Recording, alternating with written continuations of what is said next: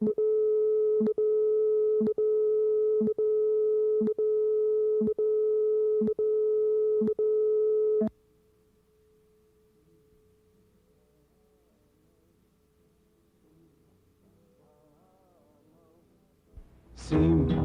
Shalom Tova Uvracha Chen V'Chesed. Second home for my wife and I. He acts, he sings, he produces, he directs, and he even writes songs. This man has more talent in his little finger than he has in his big finger. You heard it. You heard it from him. This multi-talented man is probably best known for his role as the lovable Buddy Sorrell from the Dick Van Dyke Show. You know something, I had a funny experience not long ago. I'm sitting in a restaurant, a fellow taps me on the shoulder. He said, look at this ID. That was his ID. That was his real name, Buddy Sorrell. It really... Yeah, I didn't know where he came from or anything, but he said, I got to have your autograph. And I wrote, I said, also Buddy Sorrell. Do people stop you in the street and say, Buddy, hi, Buddy? Yeah, either stop me on the street for that or they'll ask for money, you know. You know, everybody says times have changed, but they still got panhandlers. The other guy, you try to be nice sometimes. The guy stopped me, he said, give me a quarter, will you, mister? I said, what are you going to do with a quarter? You know, and he says, you're right, give me a buck. Then you ask him what he's going to do with it. They're pretty smart. As you may have guessed already, we're talking to Morey Amsterdam. Well, that's no surprise to me. What was surprising to me, though, is that you are also an author and have written a book, the latest one, the Betty Cooker's Crock Book. The title intrigues me, but what is it? Well, actually, I must explain the whole story. Go ahead. All right. This, I don't drink, and I don't cook. But I used to do it as a joke. I just wrote a cookbook for drunks. I called it Betty Cooker's Crock Book. And I did it for a while, and one day my wife and I are in Paris, and I pick up a menu. I said, honey, look at this menu. I said, 90% of the entrees are made with booze. And I found out, naturally, that most gourmet cooks use liquor to cook with, and the alcohol burns off anyway. They just use the flavoring. So I started collecting all of these recipes from fine cooks around the world, and I put them all together, and I added about, maybe 150 drunk jokes in the book. Gives you something to read while the food's burning. You know. And you're burning the alcohol. What, can you give us one of them? One or two? What, a drunk joke? Yeah. Oh, there are a lot of funny drunk jokes. These two guys are sitting at the beach, and they're both stoned. And the one guy looks out, he said, man, look at all that water out there. And the guy says, yeah, he says, and that's only the top. I'd love to cook to that, except I need time. What about, let's flip through the pages. Let's go to page 49. 49 of what, of the book? What do you think, I memorized the numbers in the book? Sure, give us joke number 49. Well, there's a guy, he is really stoned, and he's leaning up against a lamppost like this. You don't mind raising the camera a little bit? He's standing there like this, watching the curb go by. All of a sudden, a big black limousine drives up with a couple of drunks, a couple of mobsters in it. And they take a dead body out and throw it out, lands right in front of this guy. He looks down, he says, safe. Well, I'd like to read it. Do you dabble a lot with cooking? No, not at all. Not at all. No, You just eat it. My wife's a good cook, but she hates to cook. She'll tell you herself, how can you burn Jell-O? You know. But, no, I enjoy good food, but I'm not a good cook. We were up at Danny Thomas's for dinner a couple of weeks ago, and Rosemary, Danny's wife, said, "Do you like the dinner?" I said, "Yeah." She said, "They're all your recipes. Some of them I'd never tasted before." But the book is a fun book and selling very, very well around the country. We're doing kind of a different approach on it. Rather than selling it in bookstores, we're selling it in liquor stores. Yeah. Yeah, like Foremost here, gosh, they've got stores all over the country. So people anywhere can go to... They can go into a liquor store, and they usually have it on the stand there, and you can buy it, and the money goes for a wonderful cause. Oh, well, we're buying foam rubber heels for flamenco dancers to save their kidneys. Large cry for that. You happen to be with the Heart Association, honorary member. I've been the national honorary chairman for quite some time. I go to the, and help put on the, the golf tourneys and all that kind of jazz. It's a wonderful organization. This is between all your acting bits. I mentioned in the introduction that you were best known as the lovable, comical Buddy Sorrell. How close is the character Buddy Sorrell to the real person, Morey Amsterdam? Same fella. Same exact person? Same fella. I think that's the reason that Carl picked me. Because as a matter of fact, how the whole thing, it was Rosemary, that's how I happened to get the series. I was in New York, and they were having a meeting out in California, of course, which I was entirely unaware of. And Carl Reiner says, well, we got everybody. We got Rosie is working in the office, and Dick Van Dyke. We got Mel, the bald-headed guy. Got little Richie, Mary Tyler Moore, Dick. He says, we need a guy who knows all the jokes, who's been a performer all his life, and he's a writer. And while he's talking, Rosemary says, how about Morey Amsterdam? Carl goes, oh. He says, I've known him for years. I should have thought of him first. And he picked up the phone and calls me. We were living in Yonkers, New York at the time, and I was out trying to shovel my car out of the snow. And the phone and Carl gets on, and he explains to me, we're going to do this show, and he said, I think you'd be just right for it. We're going to be doing a, day after tomorrow, he said, we're doing a pilot. Can you make it out here? And I think I was on the way before he hung up. And we made the pilot, and that was it, and went on from there. The working environment there, it seemed ideal. There you all were, the writing team. It was a... Did it translate the same way in real life? Well, I always said it was a happy wedding of the right people in front of the camera and the right people in back of the camera. Beside that, we all liked each other very, very much, and all knowledgeable, experienced people. And I don't know, it just seemed to flow. Nobody ever had any temperament. Nobody got crazy on the set. The only thing got crazy was us. We used to do wild things. Jack Benny, Lucille Ball, Danny Thomas used to walk in and say, how do you idiots get a show on the air? We were always having so much fun. And it was really, well, to my way of thinking, anyway, it was the happiest 5 years I've had in show business. Did Mel ever resent the fact that you all made fun of him? Oh, we were very good friends. Actually, we did work out a tremendous relationship, and that it got to the point where I'd walk in the office, or I'd be in the office, and he'd walk in. I didn't even have to say a word. I'd just look at him, and people would laugh because they knew it was coming. It was all craziness. Like, I'd say, your hair didn't fall out. It fell in and clouded your brain. He'd turn around and go, yeah, and walk, and that's all we needed to do. Was it your idea to name your wife Pickles? Yeah, I'll tell you where it came from. Years ago, see, if you remember in the continuing story, my wife had been a former burlesque stripper. And in those days, burlesque strippers had wild names like Peaches, you know what I mean, and whatever it was, they had crazy names. And I said, what can we call her? I said, well, why don't we call her Pickles? See, just like that, it became Pickles. Like the name Alan Brady. The first time it was in the script, the name of the guy who was supposed to be the star was Alan Sturdy, S-T-U-R-D-Y. And the reason was he was a friend of Carl Reiner's, and Carl wanted to put his name in the show. So we're rehearsing it the first time, and I read that. I said, we got to go in and see Alan Sturdy about the so-and-so. And I said, wait a minute. I said, that's a terrible name for that guy. Carl said, what do you mean it's a terrible name? I said, say it. He said, Alan Sturdy. I said, you know what it sounds to me like? Alan's Dirty. And he said, yeah, I never thought of that. What'll we name him? And just at that moment, the kid who used to bring in sandwiches and stuff to the program comes in. I said, what's your name? He said, Joe Brady. I said, let's use Brady. You want to use Alan for your friend? It's Alan Brady, and that was it. But things happen just like that. You never know where they come from. Would it just happen on the set, like during a taping, you just ad-lib, something would just come to you? No. No, because you see, we were one of the first 3 programs to use a studio audience, and we used 3 cameras that worked in unison. One camera did a full shot, you know, the entire set. Right. The other camera did a close-up, and the third camera did a 3/4 shot. Now, they did them all at the same time. Then they would go into the dupe room in the moviola and run them, and the editor picked out the best parts of the shots where on the 3 different things. This was on film, don't forget, not tape. And they would pick them out and put them together. So we did all kinds of ad-libbing in between the scenes, but once we got on the air, loved. Yeah, but what happened was that if we made a bad move, a wrong move, or said the wrong line, the camera guys would look at each other. They wouldn't know where to go with the cameras. And it would have Mayday, you know. So once we did it, but we would stop sometime in the middle of a show and say, wait a minute, in the middle of a scene, hold it. Got a funnier line. I said, when Dick walks in, he looks at me, he should say so-and-so. And if we agreed on it, fine. But we didn't do the whole scene over again. We would just go back a few lines and pick it up from there and go on. We didn't, well, we would start at 7 o'clock, and we were always finished by 9:30 or 10 o'clock that night. But the 5 days ahead, we did our rehearsing. On Wednesday, we would go into what we called the Christian Science reading room. We'd all sit there with scripts and read the scripts. And one of the things that showed the nice feeling among all of us was that most actors, if you give them a script, will go start looking for their part.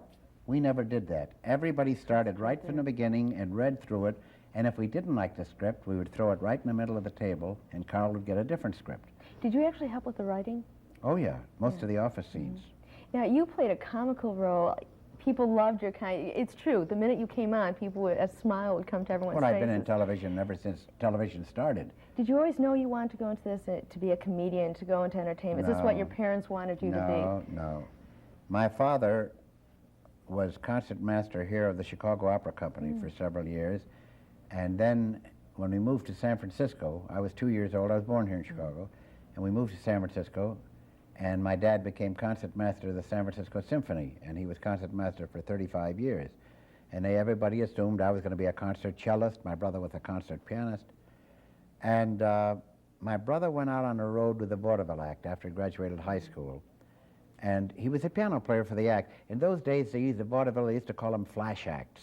It was like a condensed musical comedy. They had dancing and singing and a comic and everything. And he was the piano player for the act, a musical director. Well, by the time he came back to San Francisco after a year, he was not only the musical director, he was the straight man for the comic in the show. And the comic got sick. And I was in school. I was 14 years old, so he recruited me. And I'd never been on a stage in my life. Were you petrified? No, not at all. I've never been nervous in front of an audience because it's something my brother said to me. Just about getting ready to go on, he says, "How do you feel?" I said, "I feel all right." He said, "Never be nervous." I said, "Why?" He says, "When you walk out on that stage, just remember one thing. That audience paid to see the show, and you're seeing it for nothing." That's true. It always stuck with me. And I've entertained kings and presidents and everybody else, and never enters my mind to be nervous because I know my business, you know. And Were you always the funny guy in the family? who? You. No, my mother was a funny one in the family. I was, you know that all through school and even in college, I was in the school orchestra. I was a cello player. I was never in a school entertainment. And this just came out of a clear sky. And I happened to have made the mistake of entering college when I was 14.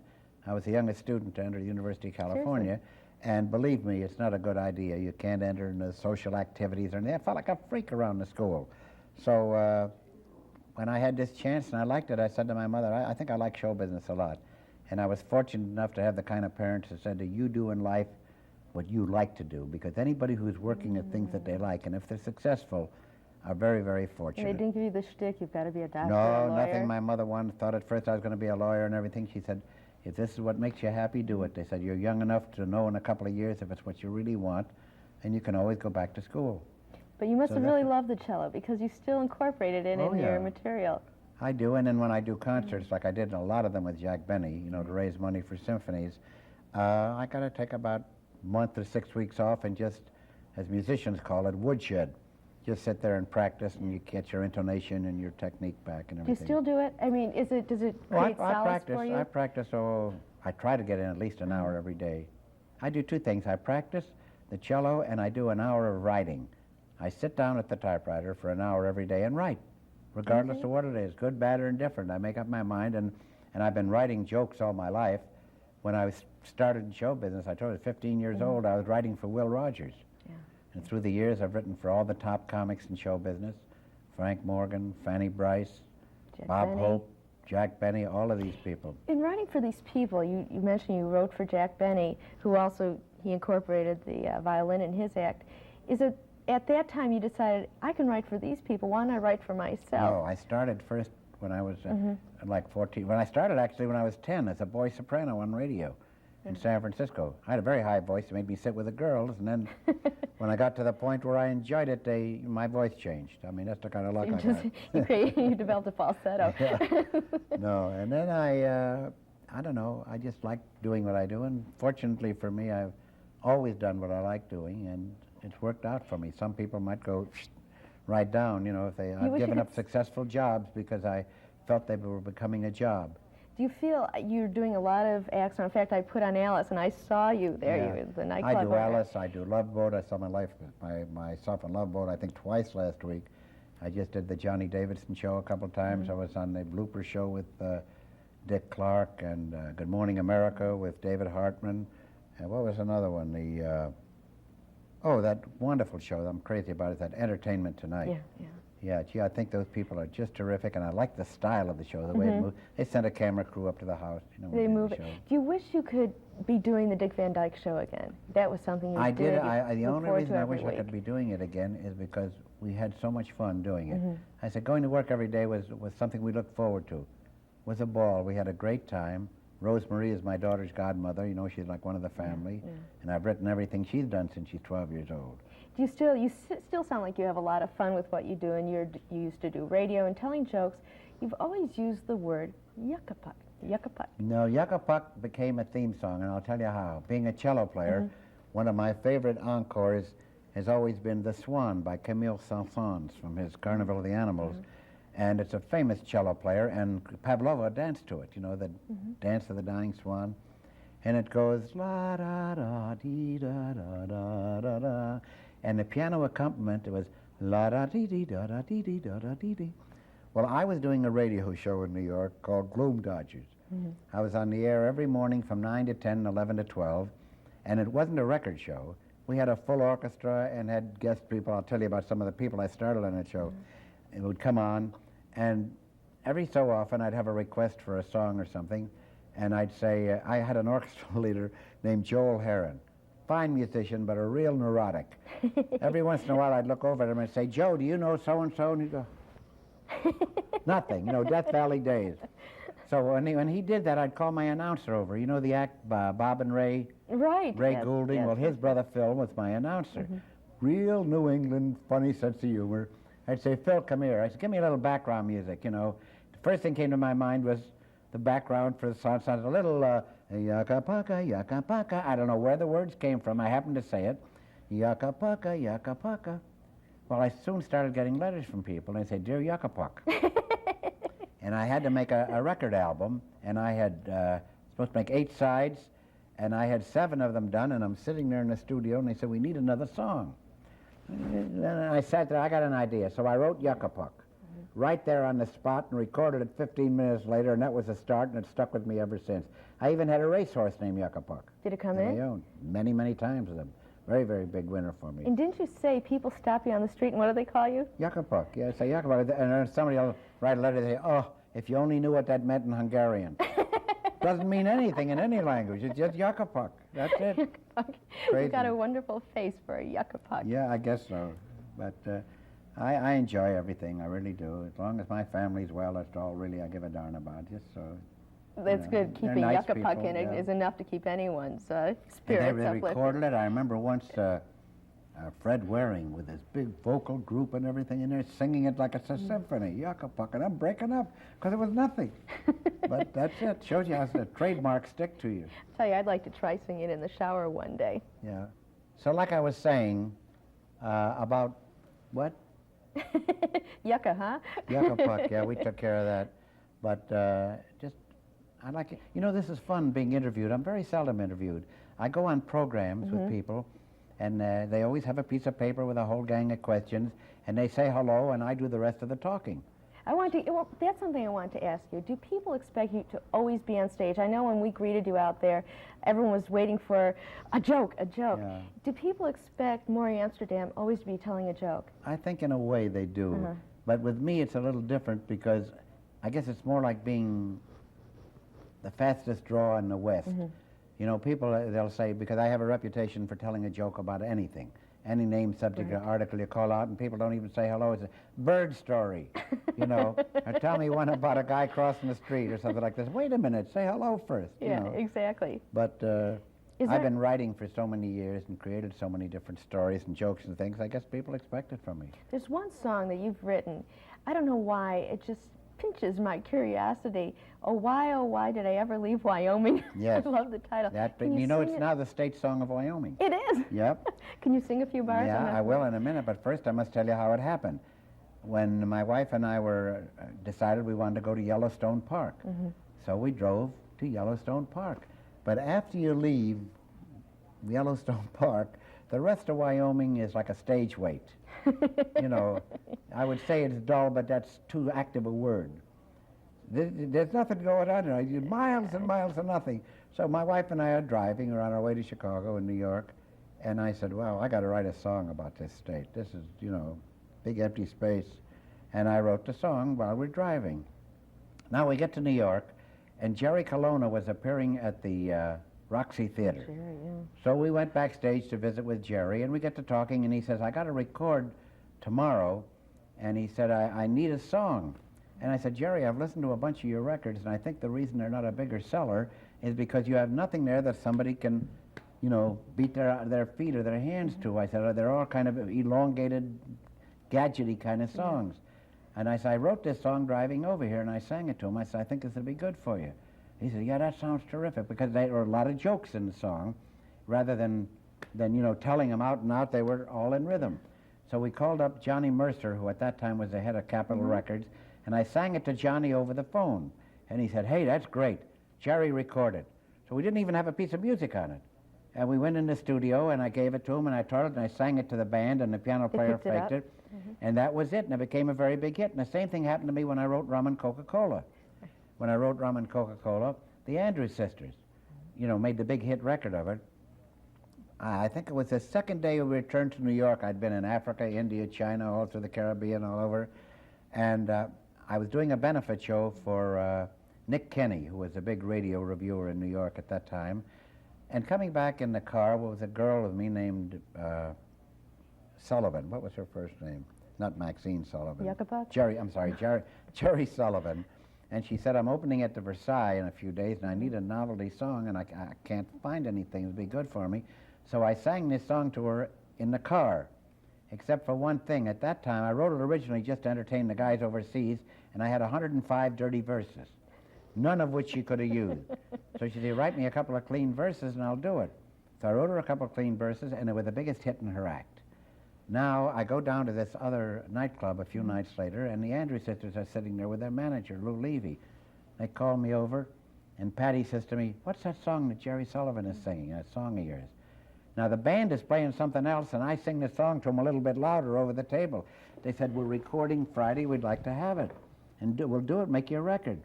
I said, well, I don't know how I can get it to you. I don't have a lead sheet on it, no music. No. I said, tell you what I'll do. You listen to my program tomorrow morning, my radio show, and I'll sing it, because my band, I used to call them the world's greatest fakers. I said, they could fake anything. And I hummed it and told them what I wanted. They just gave me the accompaniment, and I sang it on the air, and Lou took it off on what we used to call air checks. We take it off on the record, and 2 days later they recorded it exactly the way I sang it, and the band still had no music, and a fellow who wrote some wonderful songs by the name of Henry Nemo played the maracas, and that was a song. They thought it'd just be another song on the back of my beer, and that was Rum and Coca-Cola, and it sold more records. In those days, when it was during the war, when you couldn't get shellac for records, they sold 5 million records. Was that the story of your life? Always these chance happenings? Just falling into sometimes something? things are planned, but then like you and I would sit and say, I'm going to ask you so-and-so, and I'll say so-and-so. We say, yeah, we never get to it. You know, something else always happens. It's like writing my biography, which I'm doing now, and I've been writing it for a long time. It'll probably take a long time to finish it for that same reason. It's got a wonderful title called I Remember Me. And I keep telling about all these various vignettes and anecdotes and things that had happened to me, and a few days later I'll play the tape. I say, hey, you know what else happened at that time? And I get involved again, and before long I'll have Anthony Adverse or the New York Telephone book about that thing. That's when a tough job will come, is trying to edit it. It's like the unfinished symphony. Yeah. Getting back to, oh, why did I ever leave Wyoming? Yeah. Why, oh, why did I ever leave Wyoming? Why, oh, why did I ever have to go? Why, oh, why did I ever leave Wyoming? 'Cause there's a sheriff back there looking for me high and low and high. Then I had verses, you know, like, my Uncle Max in Cheyenne, he is just as tough as nails. Gets his exercise by eating out the bars and all the jails. The judge got sore and sentenced him to hanging by the neck. After hanging for 6 days and nights, he was a nervous wreck. Oh, why did I ever leave Wyoming? Everybody. Yeah. But you never know with songs. Are you glad you left Wyoming?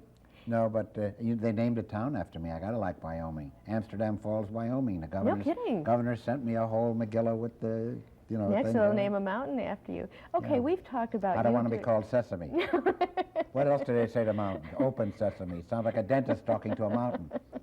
But maybe Yuccapuck will be the word Yeah. these days. You've done acting, directing, producing, radio work, writing a recipe book. What is your favorite I had medium? a comedy book out, too. That's called right. Keep Laughing. Keep Yeah, Laugh for yeah. young comics. People always say that to me, what is your favorite? I think if you like your business, you like all facets of it. It's like, who was the guy in Finian's Rainbow, the little leprechaun, sang, when I'm not near the girl I love the girl I'm near. Whatever I'm doing at the moment, I like the best. This is my favorite program right now. I take that with all sincerity. That's Yeah. wonderful. Okay, we're doing this for WJUF. Jewish Federation. I was wondering. You want to know if I'm still Jewish, right? Are you Jewish? I want to ask you to prove I tell it. everybody I was born on Maxwell Street during a lull in the conversation. Do you ever generate or bring Judaism, weave it into your sketches, Jewish jokes? The only time I tell Jewish jokes is when I have a Jewish audience.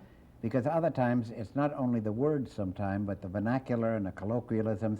There are some things that are typically Jewish. I was telling the audience last night at this Federation, what do they call that group? The United Federation Jewish United Fund. Yeah. And I explained that to them, and I said, for instance, there are some jokes you can transfer to any dialect or any language. But then there are other things, and for a sample, I told him a story about this guy in New York on the Lower East Side on Houston Street. I said, in the first place, Houston, in the entire world it's pronounced Houston. Not there. It's Houston Street. Right. Here's this push car, a peddler with a push cart, and we got oranges, seedless oranges without the seeds, 10 cents oranges, no seeds with oranges. And he's yelling, and finally the guy says, wait a minute. A fellow walks over, he says, you got seedless oranges? He says, no, I'm talking to a wall. What do you, well, shh. Gives him a dime, takes the orange, takes one bite, gets a mouthful of seeds. Now the guy looks at him. What's the matter with you? You crazy? 10 cents, you're yelling, seedless oranges, seedless oranges. I give you 10 cents, I get an orange. Take one bite, I get a mouthful of seeds. He looks at him, he says, what's the matter? You're a baby, you couldn't spit it out? Well, that's only funny if it's the Jewish people. You know, the same goes for Irish, Scotch, everything else. But I've done so many Jewish benefits. I must tell you about that. I do Catholic benefits for everybody. Well, benefits are benefit. I do the communion breakfast for the good Catholics in Hollywood. And this last time we had Cardinal Manning was sitting there, whom I'd known from when he was an archbishop. And I turned around to him and I said, Cardinal, I said, I have done so many Catholic benefits. And I said that I have decided to, I'm the token Jew here, because everybody else is Catholic. I said, I've decided to make you an honorary Jew. So he laughed. I said, you know what this means? I said, you are now entitled to 2,000 years of persecution. Guilt. Okay, you have, through your experience, you wrote Keep Laughing, you want to help inspire young comics. Is there any difference between the young comedians coming out today as compared to your circle of comedic colleagues? Well, one thing is a word called experience, and the other thing is taste. I don't do dirty jokes because I think it's like putting on dirty clothes. You don't have to tell dirty jokes. Telling it, and when I say a dirty joke, I'm talking about the intent. You can say hello if you mean if your attitude is it's going to be dirty, it's going to be dirty. But if you tell it purely for the fun of the joke, I don't think the subject matter is that important. And that's something the young comics haven't learned yet. And the reason being, because they'll come right out and with a bunch of dirty words and they get a bunch of cheap laughs from the audience and they think they're comedians.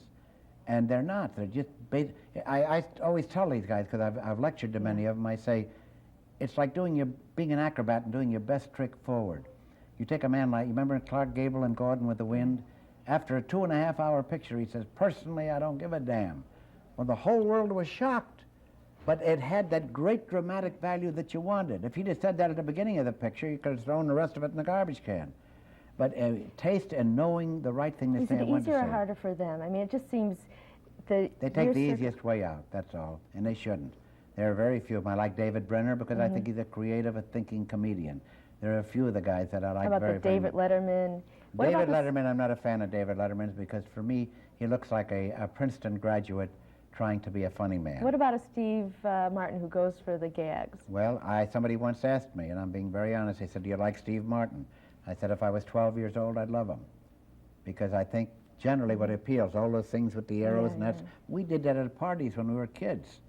And maybe I'm wrong, but that's the way I see it. Okay, to me, it's not funny. The one person in, like, the few seconds left, the one person you think is the greatest comedian, other than yourself? No, you cannot say that because they're all in different categories. Jack Benny was a master of timing. Ed Wynn was a master of pure, simple comedy. They were all great in their own way. And Ed Wynn was a man who never said a dirty word in his life. And you go back to the great comics in the picture, the Laurel and Hardys, and those great comedians, the Harold Lloyds that people laughed and screamed at, never said a dirty word. Yeah. They didn't have to. Well, you are one of my all-time favorites. You have very good taste. And thank you so much for being on Focus. We've just been speaking with Morey Amsterdam, that lovable creature as Morey Amsterdam. I was doing too much talking, though. No, it's been lots of fun. And for Focus, I'm Deborah Palmer. I'm still the same fellow. Sim shalom tova uvracha chen v'chesed v'rachamim Sim shalom